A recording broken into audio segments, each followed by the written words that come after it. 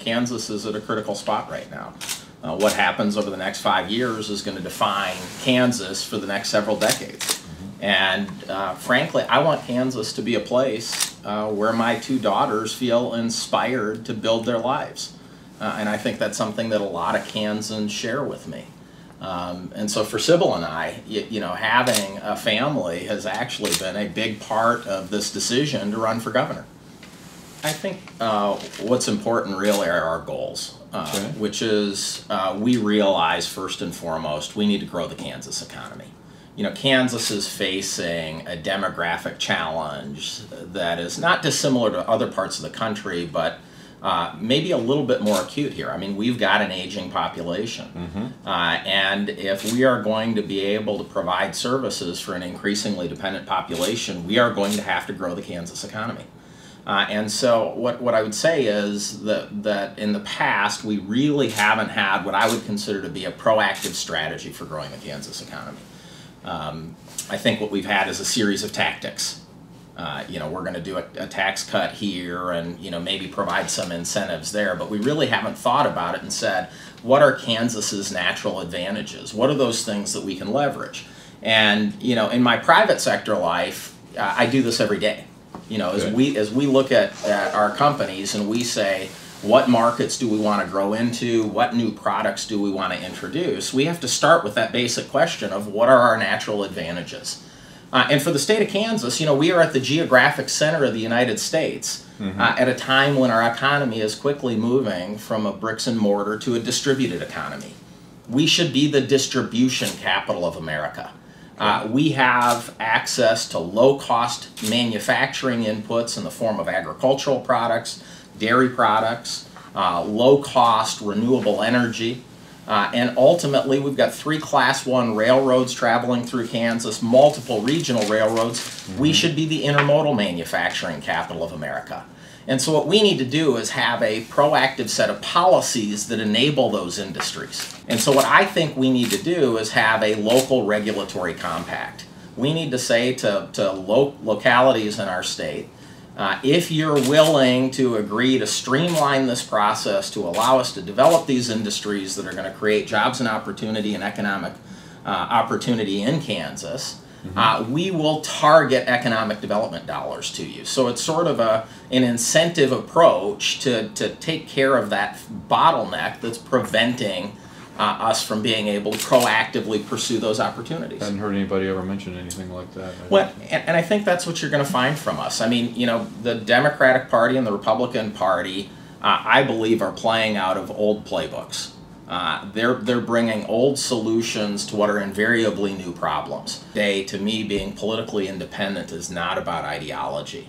It's about 3 things. It's about putting my state and my country ahead of a political party.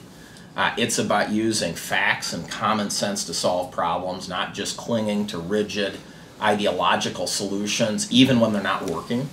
And importantly, it's about being free from obligations to party bosses and special interests. That's why when we raised money for our campaign, and you saw it on our first campaign finance report, we didn't take a single dollar from lobbyists, we didn't take a single dollar from PACs. You're going to stick with that? Absolutely. I fault Governor Brownback for when it was clear that his plan wasn't working, not changing course. Invariably, people make mistakes. That's going to happen. But the real mistake is not acknowledging it. And again, this is sort of a public sector, private sector thing.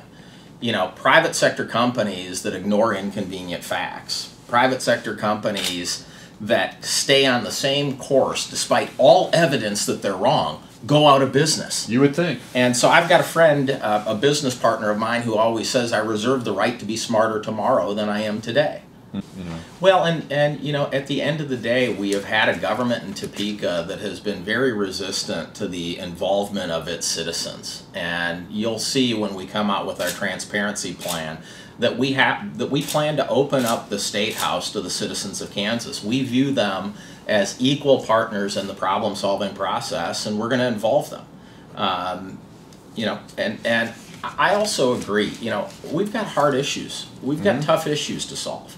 And unfortunately, the tried and true political formula seems to be to kick the can down the road, to not solve those problems. And I believe the voters of Kansas are smart. I believe the voters of Kansas will reward leaders who actually make hard decisions and then go and talk to the voters about why they did what they did. You know, people of Kansas are common sense, they're sensible, they're hardworking. They get it. We've got to give them credit. Yeah. So Cool. it's very Sybil, what do you think about all this? I'm excited. Yeah. I actually had a good experience in 2014, despite outcomes. It was still a learning process, and I was thinking while he was talking about when we were traveling through Kansas, because I went with him on the bus and everything, and I always come to a spot which, when we were in Great Bend, and we were at a pub of some sort meeting with voters, and I remember being very distinct, two women from very distinct ideologies that did not match. And they came and we were talking about a certain, I don't remember the exact question, but they were on completely different sides of the fence. But then once we all talked, I realized we're all so similar. They could interact with one another, one being from the very far right, one being from the very far left, and they could come together and find a conclusion. And I feel like watching Greg be able to interact with them was like inspiring to me. And because right now in the political realm, I feel like we're so divided, and we're made to be divided, when in actuality we're all not that different. The two-party system encourages division in our country. We have gotten to the point where partisanship is negative. And so people no longer really love their own party, they just hate the other party. Yeah. And even with what you just saw happen in Washington, D.C., Sybil made a great point the other day. She said to me, you know, all this is going to do is make Democrats hate Republicans more and make Republicans hate Democrats more. The reality is, when we traveled on the campaign trail, it was clear that Kansans weren't nearly as far apart on the issues as politicians would like them to believe. Across the country, what we are seeing is a belief on the part of average Americans that the system no longer works for them. You know, there are more independent voters in Kansas than there are Democrats. Right. You know, we will have the resources, we will have the message that will appeal to Democrats, Republicans, and independents, and ultimately we will win this race.